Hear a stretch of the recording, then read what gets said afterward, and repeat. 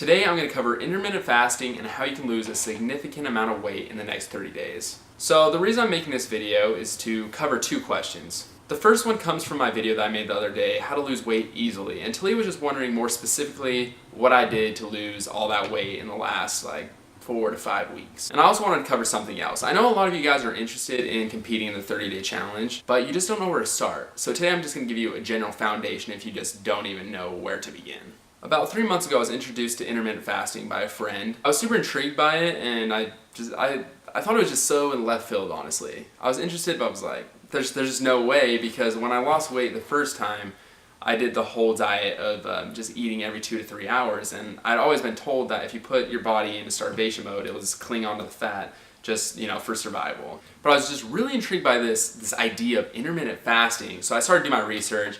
This is kind of embarrassing, but the reason I started doing my research is because I saw a video and Terry Crews said he was doing it, and Terry Crews is pretty cool, so obviously if he's doing it, it must be the one. So let me read you some benefits from my trusty Swole book. So reason number 1 that intermittent fasting is amazing. Your levels of insulin drops, which assists fat burning. Number 2, human growth hormone increases, which helps fat burning and muscle gain. So get swole and lose fat at the same time. Number 3, helps protect against disease.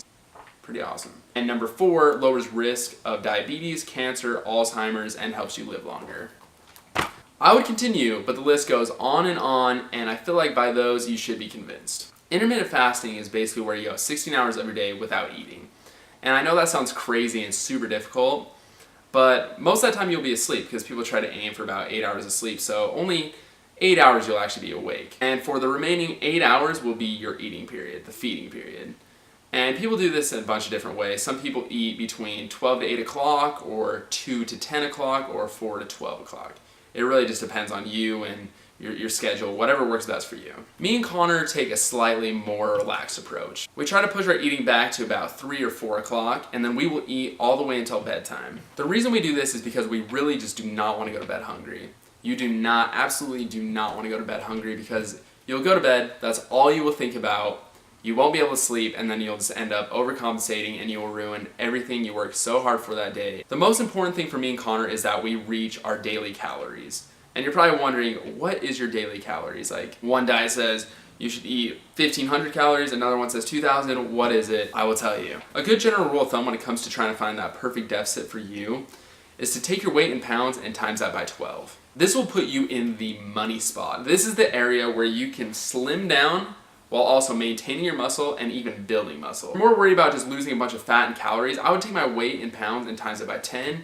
Or if you more just want to get swollen, I would take my weight and times it by 15. Personally, I've just been sticking with the times 12 rule. That's been working great for me. I've been slimming down, getting big, increasing lifts every week. It's been perfect for me because and I know a lot of you probably have the same problem, I'm that type of dude, I'm just super stubborn. Like, one week I'll be like, oh, I'll start eating a lot because I want to build muscle, I want to get stronger. And then the next week I'm like, I'm getting fat, I can't do this anymore. So it's that perfect blend to getting sexy. So I just want to touch base a little bit on how often we work out.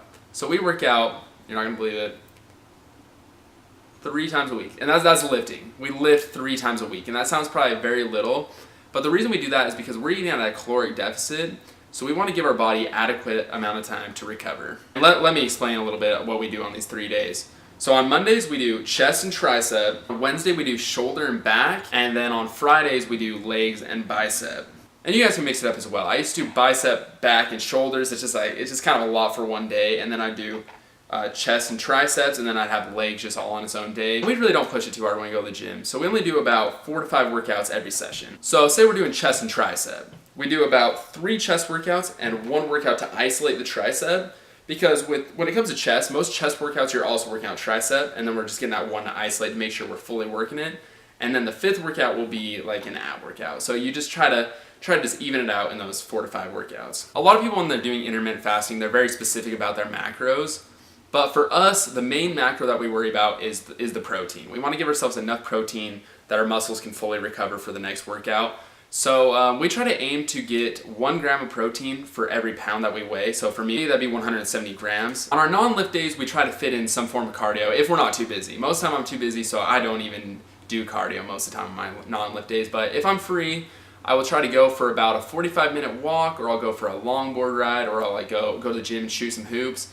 But we really try to push just enjoyable cardio.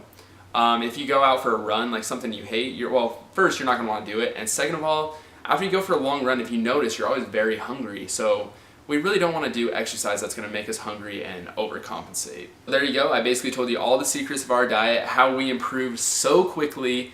If you have any questions, let us know. If you have not already, go check out the 30-day challenge video. It's us just challenging ourselves to hit our goals perfectly and as well as possible, and to see how much we can change in the next 30 days. We'll have a vote to see who you guys think improved the most in the 30 days, and whoever the loser is, we'll have to do some sort of crazy, embarrassing challenge. But we're also sending this challenge out to you guys by having you guys compete against each other for the chance to win a $50 gift card to GNC. And how you enter this competition is you can post, if you're confident, you can post a body picture, but if not, you can just post a selfie, and then in the caption put hashtag my 30-day challenge, and also tag us in it, and that's basically our way of knowing that you began your 30-day challenge. But regardless, at the end of your 30 days, we'd like for you to send a full-on before and after body picture so we can see your true results. Thank you guys so much for watching this video. You're awesome. Love you. Subscribe for more, and yeah.